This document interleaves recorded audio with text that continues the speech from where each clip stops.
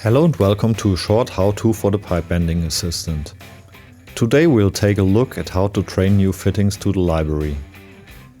The fittings can be found here in this extra tab, and I have already opened the model. In this model there are two single pipes and in the middle a fitting that consists of multiple components.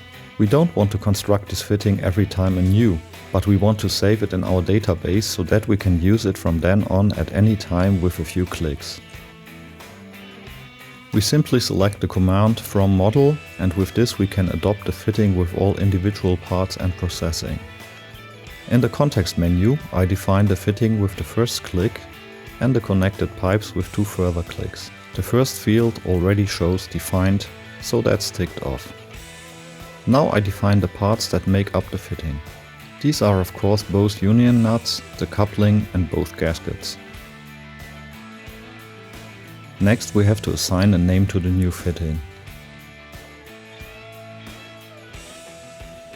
Okay, further we confirm the whole thing and then we can close the menu. To insert the freshly taught fitting to a new location we use the command fitting. It's important here, just like in real life, that the pipe has the same outer diameter and wall thickness as the existing fitting. Now we can simply click on the approximate location where we want the new fitting to be placed later. We get a preview displayed with the fittings that match the pipe. In my case, this is only the one that we have just defined, but of course you can add any number of your own fittings to the database, which would then be displayed here. Confirm, and immediately we have the preview in the model.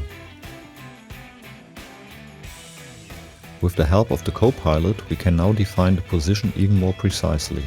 I'll just place the fitting 200 mm away from this pipe end.